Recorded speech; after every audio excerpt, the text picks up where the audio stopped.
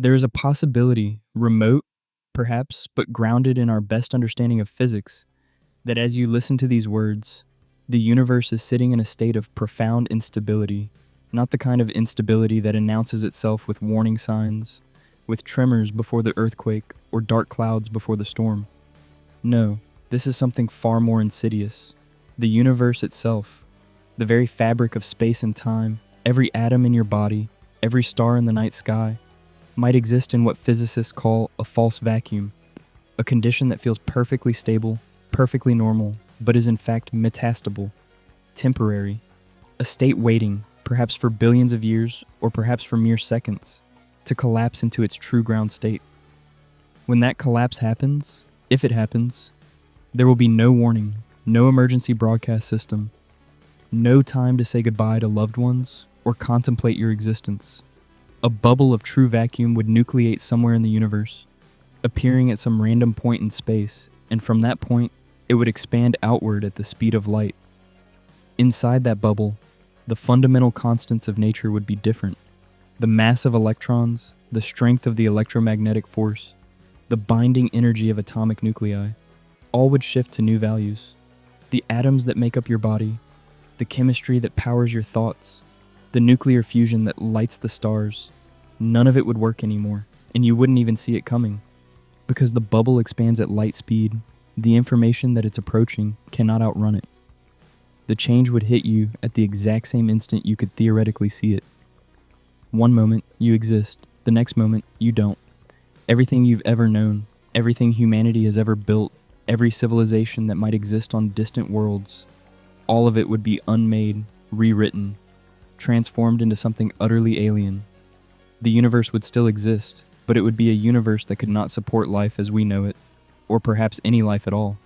This isn't science fiction. This is a genuine prediction that emerges from quantum field theory, from the same mathematics that has given us transistors and lasers, that predicted the Higgs boson decades before we found it, that has been tested and verified to extraordinary precision. The false vacuum is a consequence of taking our best theories seriously, of following the mathematics wherever it leads, even when it leads to conclusions that seem almost too terrible to contemplate. But here's what makes this particular existential threat so philosophically profound. Unlike asteroid impacts, or supernovae, or gamma-ray bursts, catastrophes that unfold in the physical world, that can in principle be detected and perhaps even defended against, a false vacuum decay is woven into the structure of reality itself. It's not something happening to the universe, it's something the universe is doing, something built into its deepest laws. If we live in a false vacuum, then we live in a universe that contains the seeds of its own total transformation, its own apocalypse, hidden in its quantum foundations. And yet, paradoxically, this same concept opens a window onto some of the most beautiful and profound ideas in modern physics. The false vacuum connects to questions about why the universe exists at all, why it has the properties it does, why the fundamental forces have the strengths they have. It touches on the nature of nothing itself, what physicists mean when they talk about vacuum, which turns out to be not empty space, but rather a seething quantum foam of possibility, a stage upon which the drama of existence plays out. It relates to the mystery of why there's something rather than nothing, to the possible existence of multiple universes, to the very beginning of time. To understand the false vacuum, we'll need to journey through some of the strangest and most beautiful ideas humans have ever conceived. We'll need to understand what a quantum field is, why empty space isn't really empty, how energy can be stored in nothing at all. We'll need to grapple with the Higgs field, that invisible presence that permeates all of space and gives particles their mass. We'll need to understand vacuum energy, that mysterious contribution to the universe's expansion that cosmologists call dark energy. We'll need to explore the concept of phase transitions, the way water turns to ice, but generalized to the entire cosmos. And we'll need to confront a question that might keep you awake at night. Could we, through our experiments, through our particle accelerators, through our attempts to probe the deepest secrets of nature, could we accidentally trigger a false vacuum collapse? Could human curiosity, that impulse to peer behind the curtain of reality, be the very thing that destroys not just our civilization, but the possibility of any civilization, anywhere, ever? The story of the false vacuum is, at its heart, a story about stability and instability, about what it means for something to be real versus merely persistent.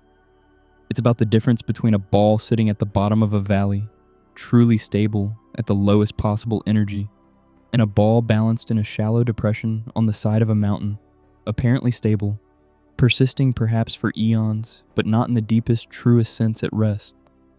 The ball in the depression could sit there for billions of years, but it could also, through a quantum fluctuation, tunnel through the barrier and begin its inexorable roll downward to the true valley floor. The terrifying possibility is that we, our universe, our reality, might be that ball. To understand how physicists arrived at the concept of the false vacuum, we need to begin not with quantum mechanics or cosmology, but with a far simpler question. What is nothing? For most of human history, this seemed like a meaningless question, or perhaps one with an obvious answer. Nothing is nothing, the absence of everything, empty space, the void. Aristotle claimed that nature abhors a vacuum, and for 2,000 years, this seemed like philosophical common sense. Empty space was simply the absence of matter, the stage upon which the drama of existence played out. The stage itself had no properties, no substance. It was, quite literally, nothing at all. This understanding began to crack in the 19th century with the work of Michael Faraday and James Clerk Maxwell on electromagnetism.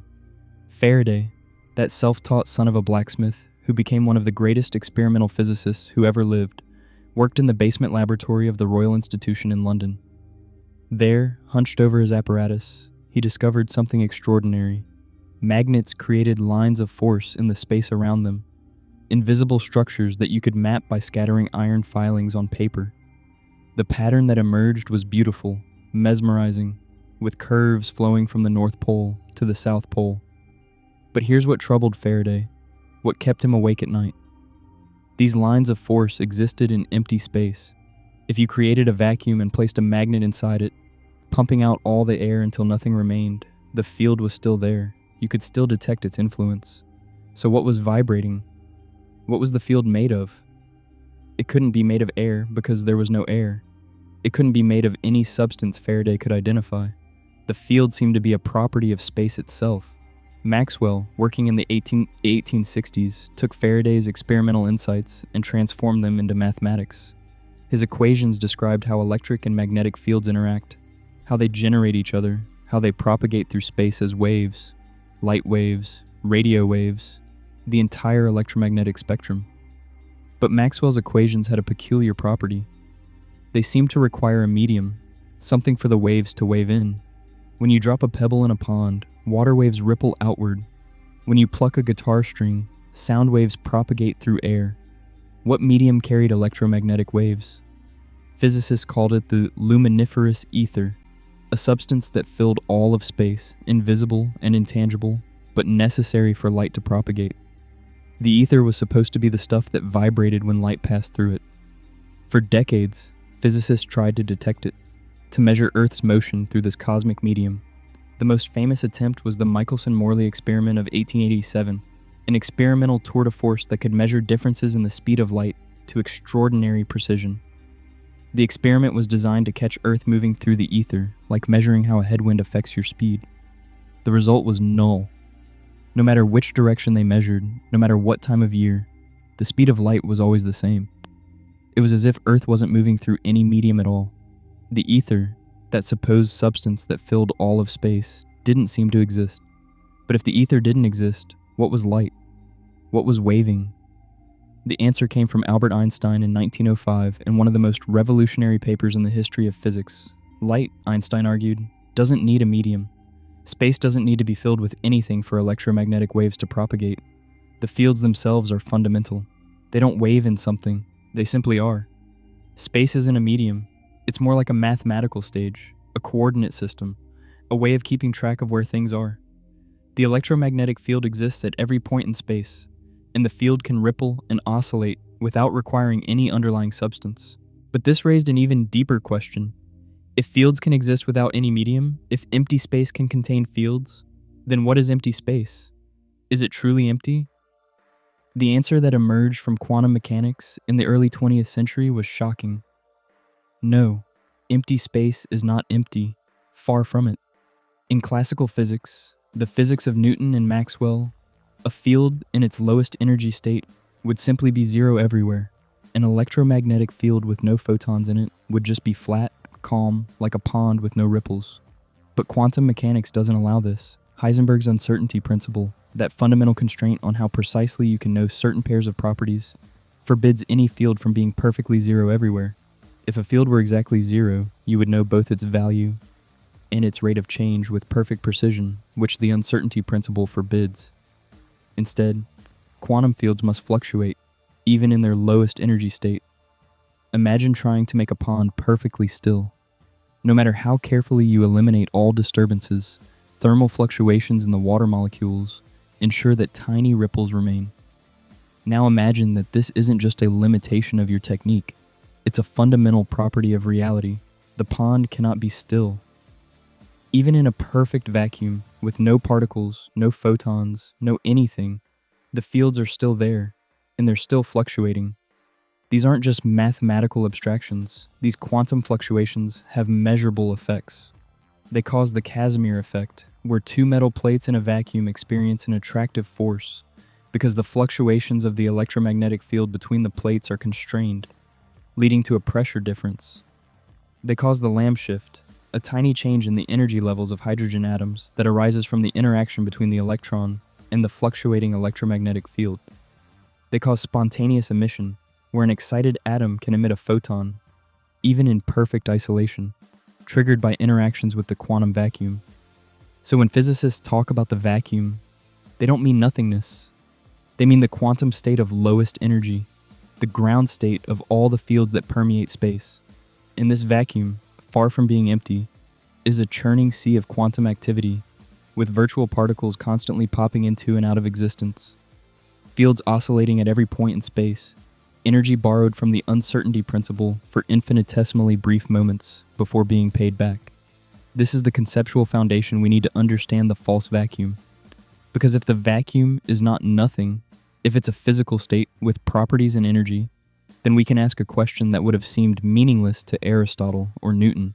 Which vacuum? Is there only one possible vacuum state, or could there be multiple states, different configurations of the quantum fields, each with different energies? The answer, according to quantum field theory, is that there can be multiple vacuum states, and some of them might be stable, true minima of energy, like a ball at the bottom of a valley, unable to roll any lower. Others might be metastable, local minima, like that ball in a depression on a mountainside, apparently stable, but not at the absolute lowest energy. A false vacuum. The mathematical framework for understanding this emerged gradually through the 20th century, but a key breakthrough came from an unexpected direction, the physics of phase transitions. When water freezes into ice, it undergoes what's called a phase transition, a sudden qualitative change in the properties of the system. Above 0 degrees Celsius, water molecules tumble freely past each other in liquid form. Below 0 degrees, they lock into a rigid, crystalline structure. The transition is sharp, definitive, discontinuous. But here's something remarkable. When water freezes, it releases energy. Ice has lower energy than liquid water at the same temperature. Water at minus 10 degrees wants to be ice. Ice is the more stable state, the lower energy configuration. But you can, with great care, supercool water. Keep it liquid far below the freezing point. The water remains liquid, apparently stable, but it's in a metastable state. It's like that ball in the depression. Give it the slightest disturbance, a vibration, a dust particle, a cosmic ray, and suddenly, crystallization begins.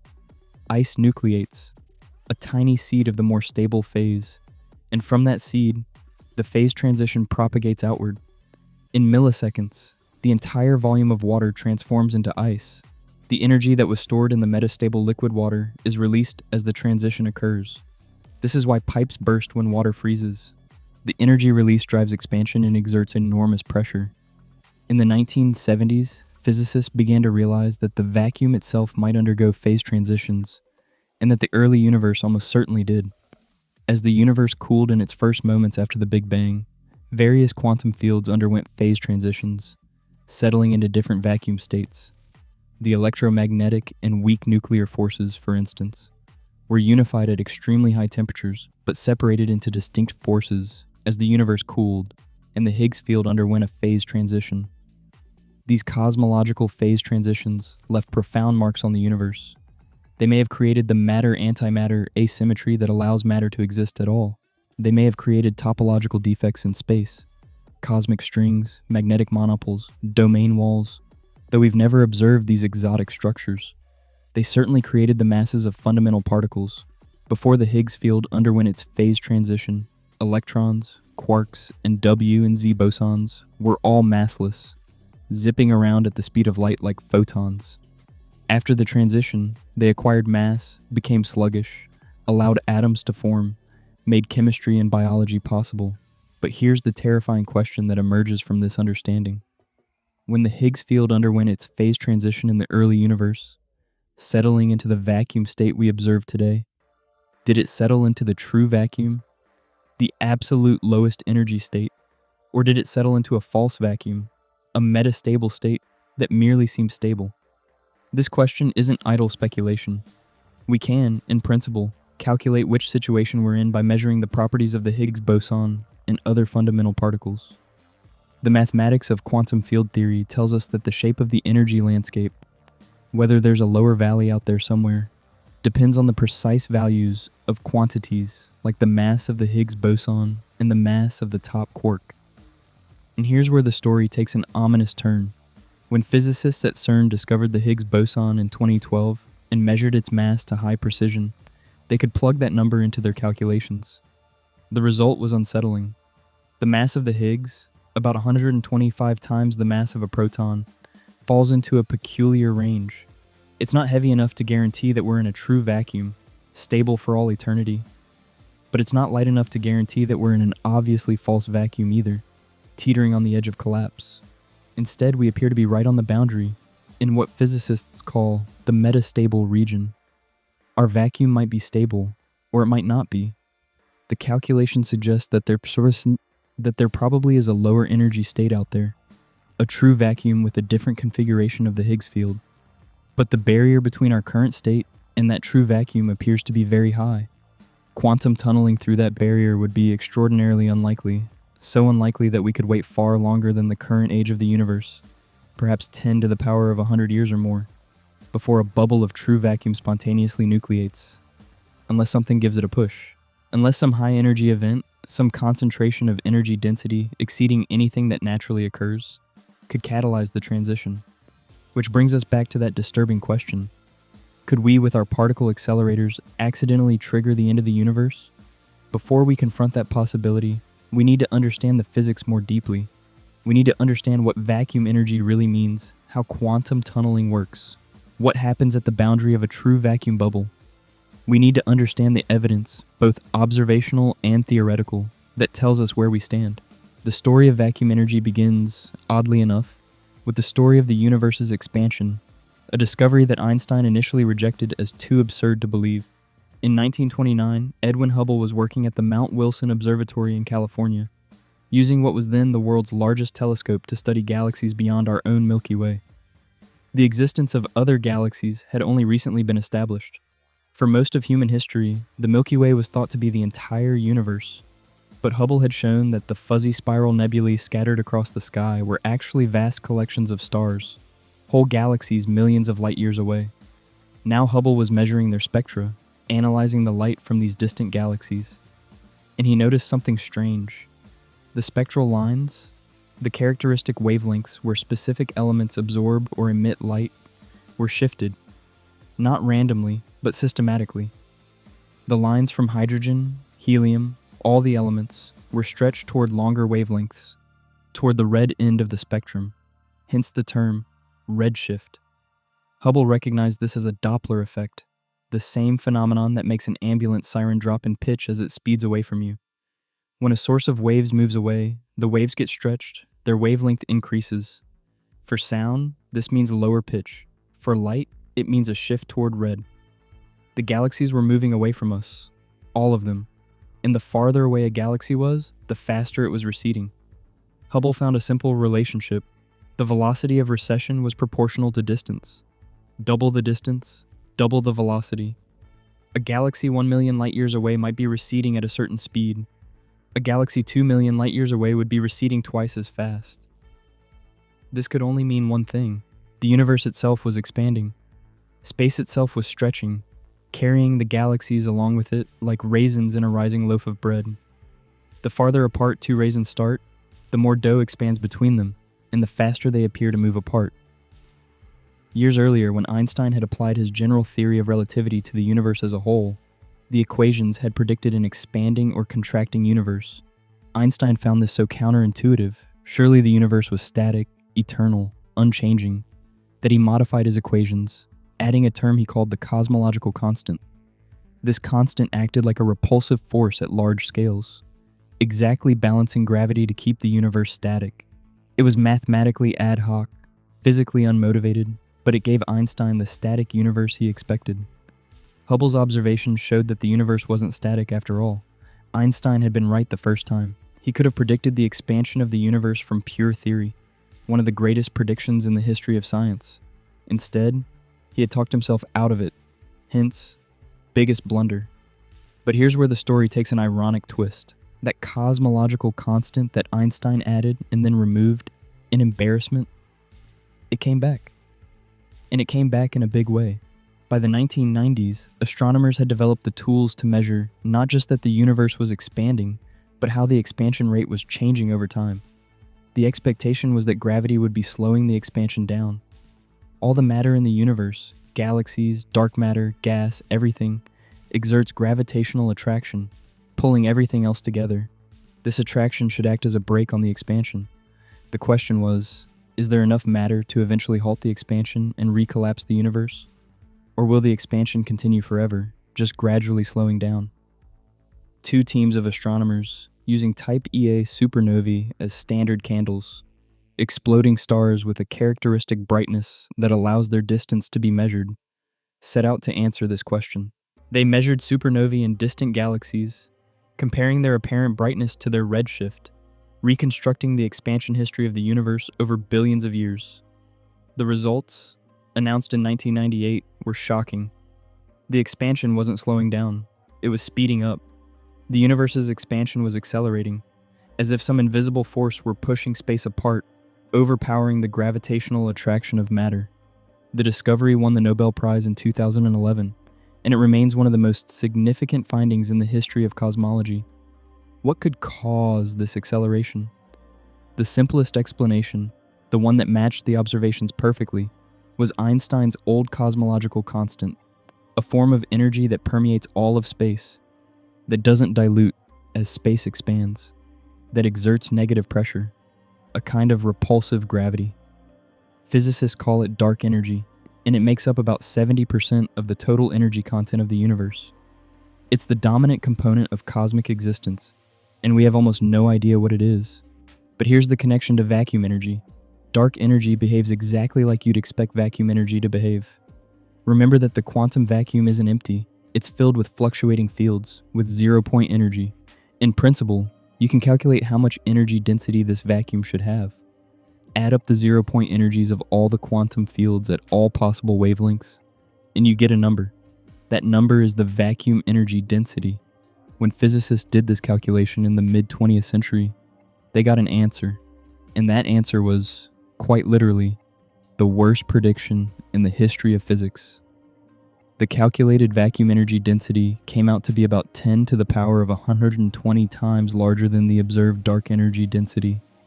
Not 10 times, not a million times, but 1 followed by 120 zeros times larger. If the vacuum energy were really that large, the universe would have blown apart in a fraction of a second after the Big Bang.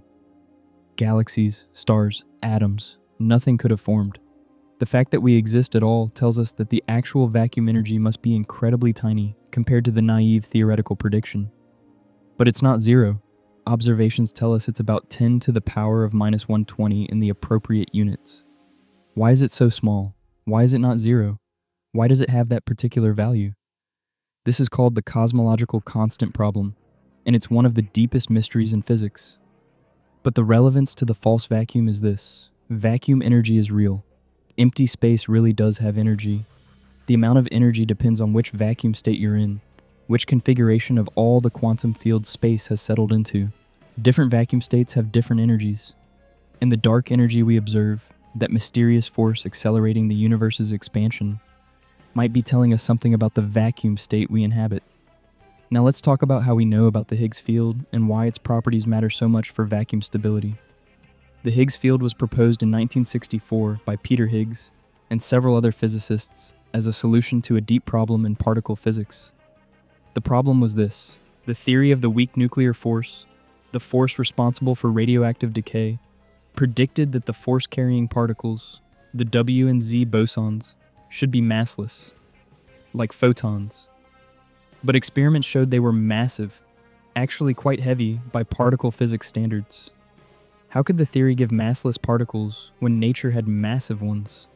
The solution was to propose a new quantum field, the Higgs field, that permeates all of space. Unlike other fields, which have zero value in their vacuum state, the Higgs field has a non-zero value everywhere, even in the vacuum. Particles acquire mass by interacting with this background Higgs field. An electron, as it moves through space, constantly interacts with the Higgs field, and this interaction manifests as inertia, as mass. The stronger a particle's interaction with the Higgs field, the more mass it has. Photons don't interact with the Higgs field at all, so they remain massless and zip around at light speed. Electrons interact weakly, so they have small mass. The W and Z bosons interact strongly, so they're heavy. This was an elegant theoretical solution, but it made a clear prediction. If the Higgs field exists, it should have quantum fluctuations, and those fluctuations should appear as particles, Higgs bosons. Detecting the Higgs boson became one of the primary goals of particle physics for decades. The Large Hadron Collider at CERN, the most powerful particle accelerator ever built, was designed in part to find the Higgs boson. When protons collide at nearly the speed of light in the LHC, the energy of the collision can briefly create new particles. If enough energy is concentrated in a small enough region, a Higgs boson can appear, existing for a fleeting moment before decaying into other particles. On July 4, 2012, CERN announced the discovery. The data showed a clear signal. A new particle with a mass of about 125 GeV, billion electron volts, decaying into pairs of photons, pairs of Z bosons, and other signatures exactly matching what was expected for the Higgs boson. It was one of the great experimental triumphs of the 21st century, confirming a prediction made nearly 50 years earlier. But the mass of the Higgs boson, that 125 GeV value, had profound implications for vacuum stability. You see, the energy landscape of the Higgs field, whether there's a lower valley out there, depends on how the Higgs field interacts with itself and with other fields, particularly the top quark. These interactions are encoded in mathematical parameters, and those parameters depend on the masses of the particles involved. When physicists plugged in the measured Higgs mass, along with the measured top quark mass, into their calculations, they could map out the energy landscape. What they found was concerning. The calculations suggest that at very high values of the Higgs field, values that don't occur naturally in the universe today, but might have occurred in the early universe or could occur in very high energy collisions, the energy of the vacuum actually becomes lower than it is at the current value of the Higgs field. Imagine a landscape with two valleys. We're sitting in one valley, the one where the Higgs field has its current value. We've built our homes here. This valley is stable enough for everyday life. But the calculations suggest there's another valley out there, deeper, lower in energy. Between the two valleys is a mountain range, an energy barrier. To get from our valley to the other valley, the Higgs field would have to climb up over the mountain, which requires energy. Classically, this would be impossible. A ball in our valley doesn't have enough energy to climb over the mountain, so it stays put. We're safe. But quantum mechanics allows for tunneling. The ball can, with some probability, simply appear on the other side of the mountain without having to climb over it. The probability is extraordinarily low. The barrier is very wide and very high, but it's not zero. The calculations, based on our best understanding of particle physics and the measured properties of the Higgs boson, suggest a few possibilities. First, we might actually be in a true vacuum after all, and the calculations are simply uncertain enough that we can't rule this out. The properties of the Higgs boson are close to the boundary between stability and metastability. Second, we might be in a metastable vacuum, but the lifetime is enormous, perhaps 10 to the power of 100 years or more. For comparison, the universe is currently about 10 to the power of 10 years old, 14 billion years. A lifetime of 10 to the power of 100 years means we're safe for epochs so vast they defy comprehension. The universe will have long since succumbed to heat death, with all the stars burned out, all the black holes evaporated, before there's any significant probability of vacuum decay. Third, and this is the possibility that keeps some physicists awake at night, there might be processes that could catalyze the transition. Very high energy collisions, the kind that might occur in particle accelerators or in the early universe, could potentially create regions where the Higgs field gets pushed up toward the top of the barrier. If the field gets high enough, it might tip over the edge and begin rolling down toward the true vacuum. This concern isn't purely academic. In the years leading up to the commissioning of major particle accelerators, there have been public discussions about whether high-energy collisions could trigger catastrophic events. Before the relativistic heavy ion collider at Brookhaven started operations in 2000, and again before the Large Hadron Collider began in 2008, physicists carefully studied whether the collisions could create mini black holes that might consume the Earth or trigger a vacuum decay. The conclusions were reassuring. Cosmic rays, high-energy particles from space, strike Earth's atmosphere all the time with energies far exceeding anything we can produce in accelerators. If such collisions could trigger vacuum decay, it would have happened already, countless times over the billions of years of Earth's history and the history of all the planets and stars in the universe. The fact that we exist means that vacuum decay, if it's possible at all, must be extraordinarily rare.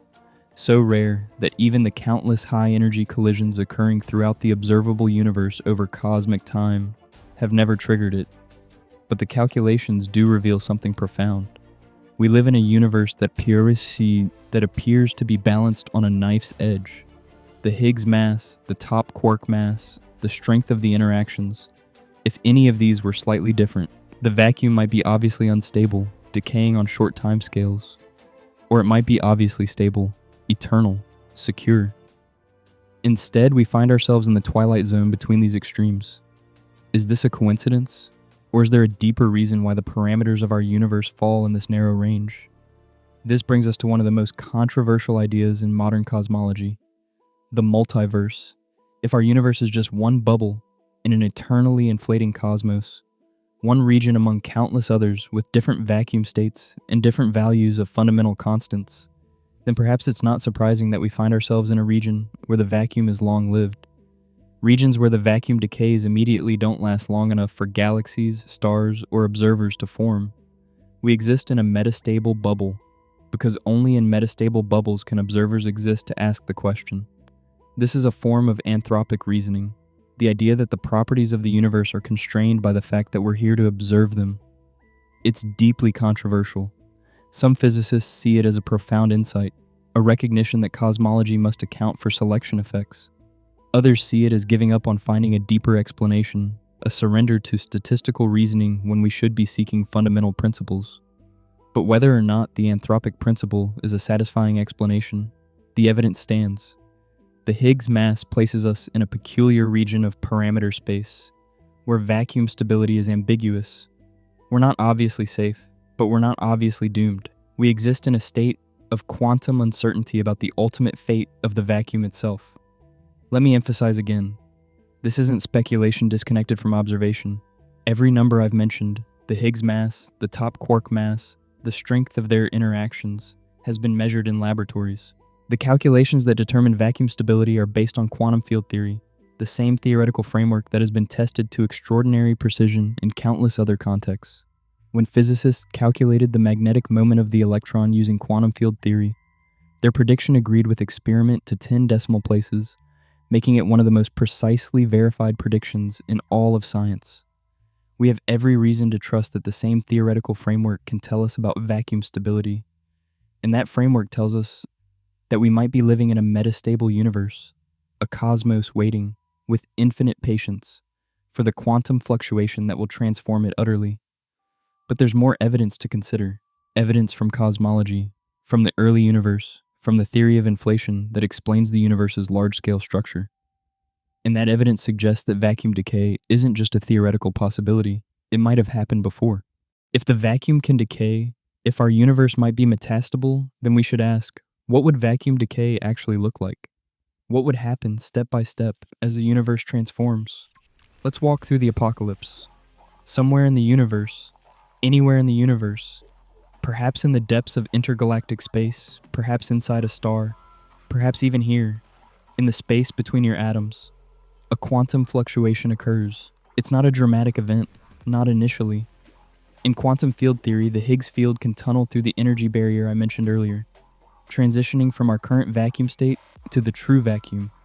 This creates a tiny bubble, perhaps subatomic in size, a region where the Higgs field has a different value, where the vacuum state is different.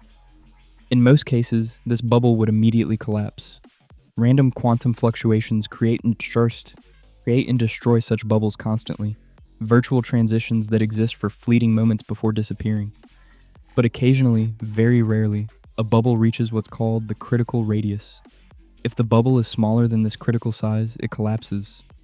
If it's larger, it grows. It's like a water droplet in supercooled water. Too small, and surface tension makes it evaporate. Large enough, and it catalyzes crystallization. Once a true vacuum bubble exceeds the critical radius, it's unstoppable. The bubble wall, the boundary between the true vacuum inside and the false vacuum outside, begins to expand. And here's the terrifying part. It expands at very nearly the speed of light. Actually, more precisely, the bubble wall asymptotically approaches the speed of light as it grows. The energy difference between the true and false vacuum is released at the bubble wall, and this energy goes into kinetic energy, accelerating the wall outward. Inside the bubble, the fundamental constants are different. The Higgs field has a different value, which means particles have different masses. The strength of the electromagnetic force, the weak nuclear force, possibly even the strong nuclear force, all might be altered.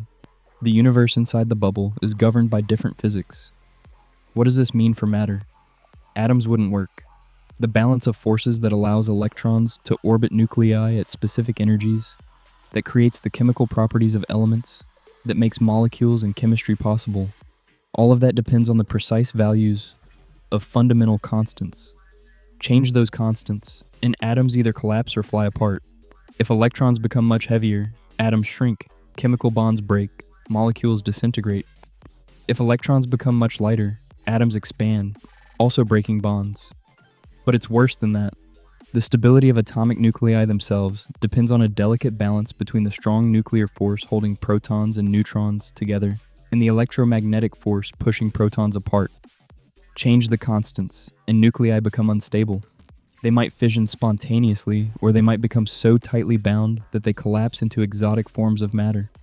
The upshot is that all the structure in the universe, galaxies, stars, planets, molecules, cells, thoughts, memories, all of it is erased, not destroyed in the sense of being torn apart, but transformed. The very rules that allowed that structure to exist rewritten. A galaxy hit by the expanding bubble wouldn't explode.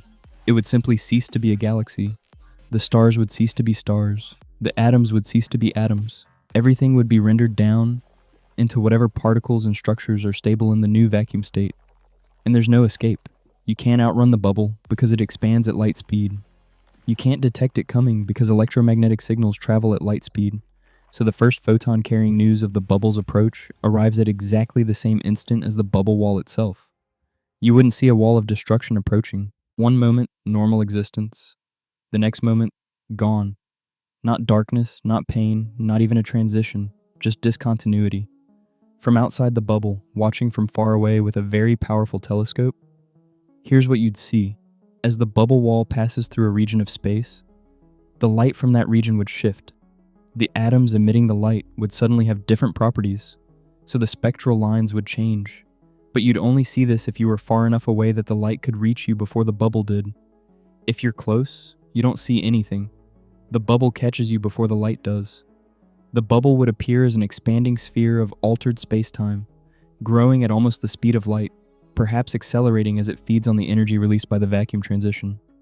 From inside our false vacuum universe, it might appear as a region where the laws of physics break down, where light curves strangely, where space itself seems to boil with energy. But these observations would be brief. The bubble doesn't slow down. It doesn't stop. Once nucleated, it consumes the entire universe, or at least our entire observable universe, in cosmological timescales. How long would it take to consume the observable universe? The observable universe is about 46 billion light years in radius. If the bubble expands at exactly the speed of light, it would take 46 billion years to cross that distance. But the universe is expanding, and the expansion is accelerating due to dark energy, so the analysis is more subtle. Distant galaxies are receding from us faster than light due to the expansion of space itself. Could some regions of the universe escape the bubble, forever receding faster than the bubble can catch them? The answer depends on the energy released by the vacuum decay. If that energy is large enough, it can actually accelerate the bubble wall, or even create new expansion dynamics. The bubble might inflate, creating its own expansion that competes with the original cosmological expansion. The mathematics becomes complex, involving general relativity and the detailed dynamics of phase transitions in expanding space-time. But the key point is this: once vacuum decay begins, it doesn't stop. It transforms the universe inexorably. The only question is how long it takes and whether any portion of the universe can escape. Now here's a truly mind-bending possibility. Vacuum decay might have happened before. In fact, it almost certainly did. In the earliest moments after the Big Bang, the universe was extraordinarily hot and dense. Temperatures exceeded trillions of degrees. Energies exceeded anything we can recreate in particle accelerators. In these conditions, the vacuum state was very different from what it is today. As the universe expanded and cooled, various fields underwent phase transitions, settling from high-energy vacuum states to lower-energy states. The Higgs field underwent such a transition, changing from a symmetric state where it had zero value everywhere to a state where it has a non-zero value, giving particles their masses. This transition occurred when the universe was perhaps a trillionth of a second old. It was a vacuum decay event. The entire universe was transformed. Whatever structures might have been stable in the pre-transition vacuum were no longer stable afterward. And there's evidence suggesting an even more dramatic vacuum decay in the universe's first moments. Cosmic inflation. Inflation is the theory that the very early universe underwent a period of exponential expansion, growing from subatomic scales to macroscopic scales in a tiny fraction of a second. This expansion was driven by a field called the inflaton, which sat in a false vacuum state with enormous energy density. The energy of this false vacuum drove the exponential expansion, blowing up the universe like a balloon. Eventually, the inflaton field underwent a phase transition, decaying from its false vacuum state to a true vacuum with lower energy. This decay marked the end of inflation. The energy released by the vacuum decay heated the universe, creating all the particles and radiation that populate the cosmos. The Big Bang, properly understood, was the result of an inflaton vacuum decay. So we know vacuum decays can happen. We know the universe has undergone them before. The question is whether the vacuum we currently inhabit is the final, true vacuum, or whether there's yet another transition waiting to occur. One possibility is that the universe undergoes a series of phase transitions, each one creating conditions where new structures can form, new physics can operate. Perhaps life and intelligence can only exist in certain metastable vacuum states, in windows between transitions. Perhaps we're living in one such window, and the universe's ultimate ground state, the final true vacuum, is utterly inhospitable to any form of structure or complexity. This connects to what's called the multiverse hypothesis. If cosmic inflation is true, and if the inflaton field underwent vacuum decay to create our universe, then the same process could happen elsewhere. New bubbles of true vacuum could nucleate in the eternally inflating false vacuum, each bubble becoming a new universe, a new region of space-time with potentially different properties. If this is correct, then the cosmos is vastly larger and stranger than we've imagined. Our observable universe would be just one bubble in an infinite foam of bubbles, each with its own vacuum state, its own values of fundamental constants, its own laws of physics. Most bubbles wouldn't support structure, wouldn't allow atoms or stars or life. We find ourselves in a bubble where life is possible because only in such bubbles can observers exist. And if this is true, then vacuum decay takes on a new meaning. Our bubble might decay, transforming into yet another type of vacuum. The transition would be catastrophic for us, erasing everything we are. But from a cosmic perspective, it would just be one bubble among countless others changing state. The multiverse as a whole would persist, with new bubbles constantly nucleating. old bubbles decaying, an eternal, churning existence vastly grander than any single universe. This brings us to perhaps the most philosophically profound implication. If we live in a stable vacuum, if the universe contains the seeds of its own transformation, then permanence is an illusion. Nothing lasts forever, not just individual lives or civilizations or even galaxies, but the very laws that allow anything to exist are temporary. Imagine a sandcastle on a beach, elaborately constructed, beautiful, complex. The tide is coming in, slowly but inexorably. The sandcastle will be destroyed. There's no doubt about that. The only question is when. Do you despair that the sandcastle is temporary? Or do you appreciate its beauty precisely because it's fleeting? Because existence is borrowed time. We might be that sandcastle. The universe might be that sandcastle. All of structure, all of existence as we know it, balanced precariously in a metastable state, waiting for the quantum tide that will sweep it away. But there's another angle to consider, one that's perhaps even more unsettling. What if vacuum decay isn't just something that happens to us? What if we could cause it? I mentioned earlier the concerns raised before the commissioning of major particle accelerators. Let me delve deeper into this. When you collide particles at very high energies, you create extreme conditions, enormous energy densities packed into tiny regions of space. These conditions briefly resemble the conditions in the very early universe, when temperatures and energies were vastly higher than anything occurring naturally today. If the vacuum is metastable, separated from a true vacuum by an energy barrier, then a high-energy collision could, in principle, provide the energy needed to push the Higgs field over the barrier. It's like hitting a ball that's sitting in a shallow bowl. If you hit it hard enough, you can knock it out of the bowl and send it rolling downhill. The key question is, how much energy is required? The calculations suggest that the energy needed is far, far higher than anything we can produce in accelerators. The Large Hadron Collider creates collisions with energies of about 13 TeV, tera electron volts, which sounds like a lot, but is actually quite modest on cosmic scales. A single flying mosquito has more kinetic energy than a proton in the LHC. The total energy in an LHC collision is tiny compared to natural high-energy events. And those natural events are crucial for our confidence that accelerators are safe. Cosmic rays, high-energy particles from space, accelerated by supernovae, pulsars, black holes, strike Earth constantly. The most energetic cosmic rays have energies millions of times higher than anything the LHC can produce. If such collisions could trigger vacuum decay, it would have happened already. 5 billion years. The moon, with no atmosphere to shield it, has been bombarded even more directly. Jupiter, with its enormous mass, captures even more cosmic rays. White dwarfs and neutron stars, with their intense gravitational fields, create even more extreme conditions. The fact that none of these objects has triggered a vacuum decay bubble that consumed the solar system or the galaxy is strong evidence that the energy required is far higher than cosmic ray energies. And if cosmic rays can't do it, particle accelerators certainly can't. But, and this is a subtle but important point, this argument assumes that vacuum decay, if it happens locally. It assumes the bubble nucleates at the point of high-energy collision. But there are more exotic possibilities. What if high-energy collisions could affect the vacuum state non-locally?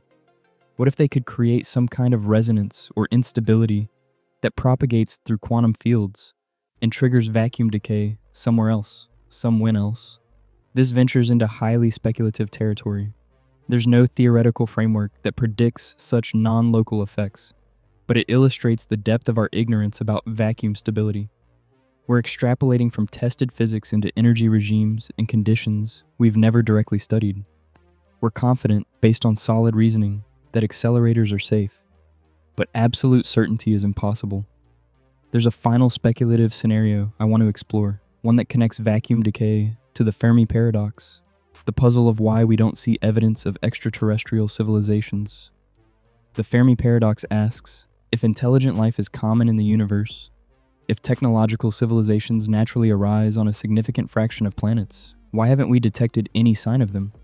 Where are the radio signals, the megastructures, the probes, the evidence of vast cosmic engineering projects?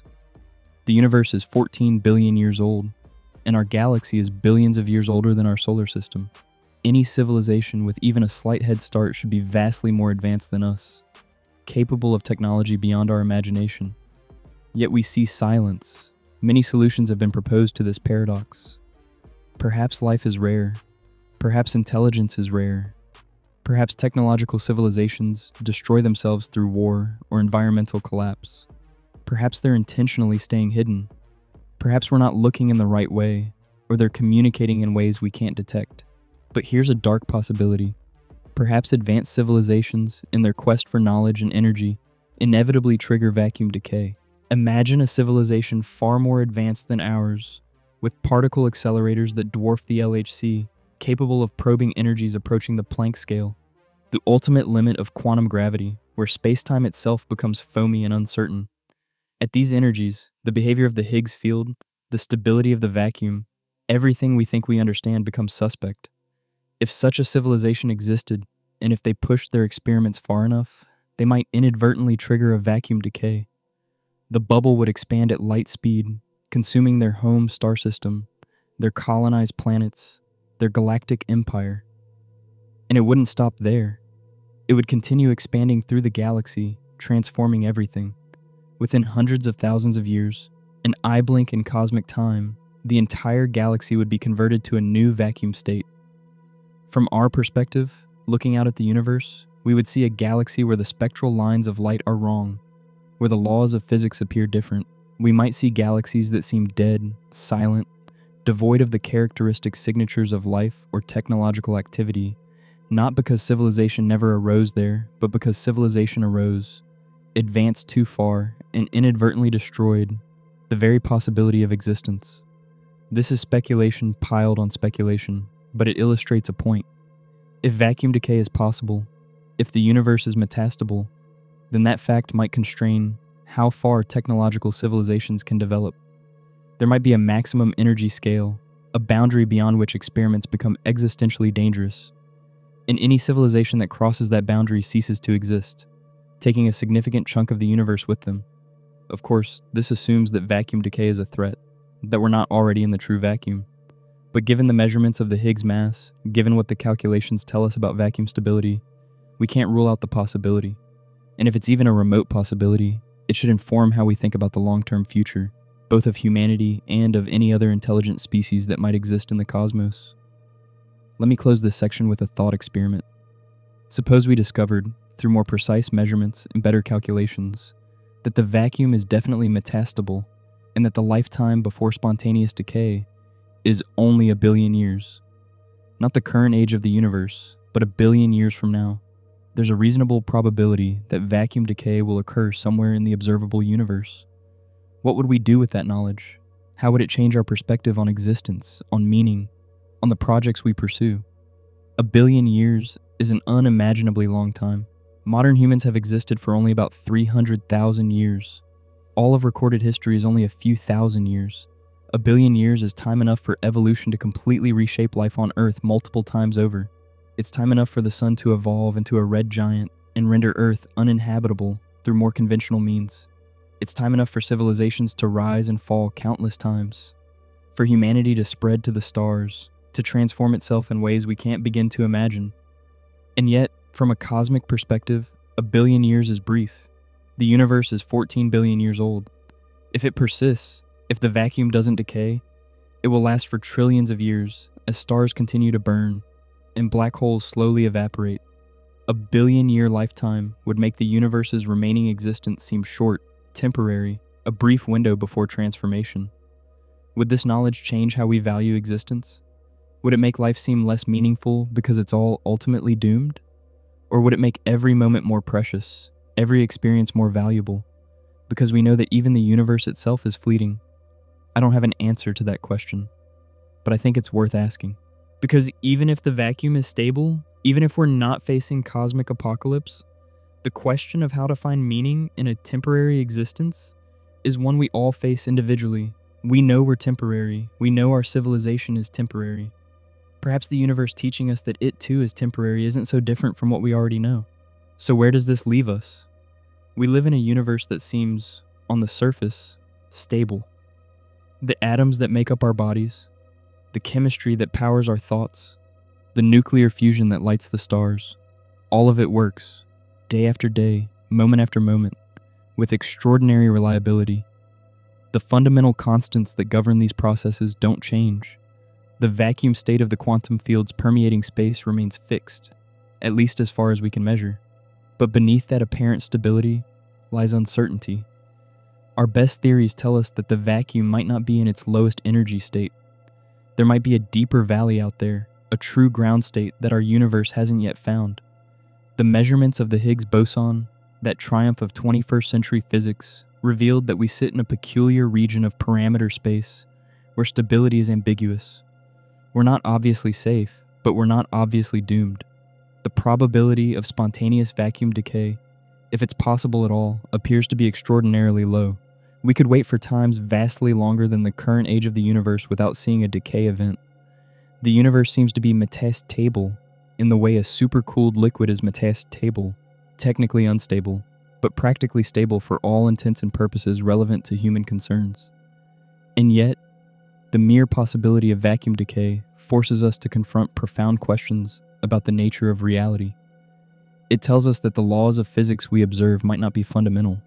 They might be contingent, emergent properties of a particular vacuum state, local bylaws rather than universal principles. Different vacuum states would have different laws, different constants, different possibilities for structure and existence. This connects to the deepest questions in cosmology and philosophy. Why does the universe exist at all? Why does it have the properties it does? Why are the fundamental constants fine-tuned to allow the existence of atoms, stars, planets, and life? The false vacuum concept suggests a possible answer. Perhaps they're not fine-tuned. Perhaps there are many vacuum states, each with different properties, and we find ourselves in one that allows observers, because only in such states can observers exist, to ask the question.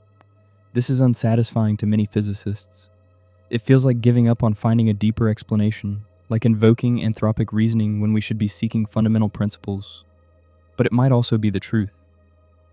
The universe might simply be one bubble in a vast multiverse, one configuration among countless others, distinguished only by the fact that it's one where intelligent life can emerge. Whether or not the multiverse is real, the false vacuum teaches us something about the nature of stability. Nothing lasts forever. Everything is temporary. Even the laws of physics themselves might be temporary, artifacts of a particular vacuum state that will eventually decay. The universe contains the seeds of its own transformation, its own apocalypse, built into its quantum foundations. But here's what I find beautiful about this. Existence persists anyway. The universe, our universe, has existed for 14 billion years, despite being potentially metastable. Stars have formed and burned, galaxies have spiraled. On at least one planet, and probably countless others, atoms organize themselves into patterns complex enough to be called life. And life evolved into forms complex enough to contemplate the universe itself. We exist, we observe, we wonder. We calculate the probability of our own cosmic apocalypse and find it remote enough that we can continue with our lives. There's something profound in that. The universe doesn't guarantee permanence. It doesn't promise that structure, complexity, or consciousness will last forever. But it provides a window, a duration, a span of time during which existence is possible. And in that window, extraordinary things can happen. Stars can be born. Planets can cool. Life can emerge. Intelligence can ask why. Perhaps the right response to the false vacuum isn't fear or despair, but appreciation. We exist in a universe that is stable enough for stars and atoms and thoughts, but complex enough to contain the possibility of transformation. We sit in a valley that has persisted for cosmic epochs, but might ultimately be temporary. We are, in a very real sense, borrowed time. But then, everything is borrowed time. Even if the vacuum is stable, even if the universe lasts for trillions of years, entropy will eventually claim everything. Stars will burn out, black holes will evaporate. The universe will approach a state of maximum entropy, where nothing interesting can happen anymore. The false vacuum simply adds another way for things to end, another source of impermanence. But impermanence has always been part of existence. We've always known that individuals are temporary. Now we know that species are temporary, that planets are temporary, that stars and galaxies are temporary. Perhaps it's fitting that the universe itself, or at least the configuration of physical laws that define our universe, is also temporary. What remains is the question of what we do with our time. How do we respond to the knowledge that existence might be more fragile than we thought? Do we retreat into nihilism, concluding that nothing matters if it's all ultimately doomed? Or do we recognize that meaning has never depended on permanence? A song doesn't become less beautiful because it ends. A sunset doesn't become less stunning because night follows. A life doesn't become less meaningful because it's finite. Perhaps the same is true of the universe. Perhaps the fact that it's temporary, that it sits in a potentially metastable state, that it contains the seeds of its own transformation, perhaps that makes it more precious, not less. We are witnesses to a universe that exists, that persists despite containing the possibility of its own apocalypse. We are patterns of atoms and energy that have organized themselves into forms capable of understanding, at least partially, the cosmos they inhabit. We can contemplate the false vacuum. We can calculate the probability of our own cosmic dissolution. We can probe the boundaries of stability and wonder whether we live in a universe balanced on a knife's edge. That we can do these things at all is remarkable. That the universe provides a stage stable enough for intelligence to emerge, complex enough for that intelligence to be interesting, and transparent enough for that intelligence to decode some of its deepest secrets. That's not something to take for granted. So perhaps the lesson of the false vacuum is not that we should fear cosmic apocalypse, but that we should appreciate cosmic existence. We live in a universe that works, that has structure, that allows for atoms and chemistry and stars and life and consciousness. If that's all temporary, if the vacuum is metastable and will someday decay, then we're privileged to exist in the window before that happens. And if the vacuum is stable after all, if our universe will persist for trillions of years until heat death, rather than being transformed by vacuum decay, then we're privileged to exist in a universe that found its true ground state and settled there, allowing for persistence and evolution and the unfolding of cosmic history. Either way, we're here, we exist, we observe, we wonder, and for now, the universe remains stable enough for us to do these things. The atoms in our bodies don't suddenly shift to new masses. The chemistry of life continues to work. The stars continue to shine. The vacuum, whether false or true, whether temporary or permanent, holds. And in that holding, in that persistence, extraordinary things are possible. The universe might be a ticking time bomb, or it might not be. But while we're here, while the clock, if there is a clock, hasn't reached zero, we have the opportunity to look around, to learn, to understand, to create, to appreciate the strange and beautiful cosmos we find ourselves in. Perhaps that's enough. Perhaps it has to be. The universe has given us this moment, this epoch, this window of stability. What we do with it, how we respond to the knowledge of our potential impermanence, is up to us. We can despair that nothing lasts, or we can celebrate that something exists at all, even if only for a while. The false vacuum is a reminder that stability is never guaranteed, that existence is contingent, that the universe operates according to rules that might themselves be temporary. But it's also a reminder of how remarkable it is that anything exists, that the universe found its way to a state, whether false or true, where structure can form, where complexity can emerge, where consciousness can arise to contemplate its own cosmic fragility. We are the universe looking at itself, wondering about its own stability. That's a privilege granted to few configurations of matter, to few moments in cosmic history. If the vacuum decays tomorrow, if a bubble of true vacuum nucleates and expands to consume everything we know, then at least we had this moment. At least we got to ask the question. At least we got to peer behind the curtain and glimpse the possibility of our own cosmic impermanence. And if the vacuum doesn't decay, if we have billions or trillions of years ahead of us, then we have time to continue the project of understanding, of building, of creating meaning in a universe that doesn't provide meaning, but does provide possibility. The false vacuum teaches us that the universe might not be as stable as it seems, but it also teaches us that apparent stability, even if temporary, is enough for extraordinary things to happen. 14 billion years of apparent stability has given us galaxies and stars and planets and life and consciousness. If that's all we get, it's still a gift beyond measure. So perhaps the appropriate response to the false vacuum isn't fear, but gratitude. Gratitude that we exist in a universe complex enough to contain the possibility of its own transformation, but stable enough to have persisted for cosmic epochs. Gratitude that we get to be here, to observe, to wonder, to calculate the probability of apocalypse and find it remote enough that we can continue with our lives. The universe is either a ticking time bomb or an eternal haven, and we don't know for certain which, but we know that right now, in this moment, it exists, it persists, it holds, and in that holding, in that persistence, we find ourselves, temporary patterns of atoms and energy, contemplating the stability of the very cosmos that gave rise to us. That's the story of the false vacuum. It's a story about the fundamental uncertainty lurking in the foundations of reality, about the possibility that everything we know could transform in an instant, about the strange quantum rules that govern existence at its deepest level.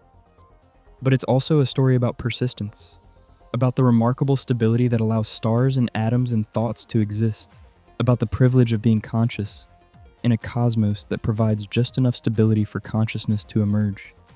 We might live in a false vacuum. We might be balanced precariously on the edge of cosmic catastrophe.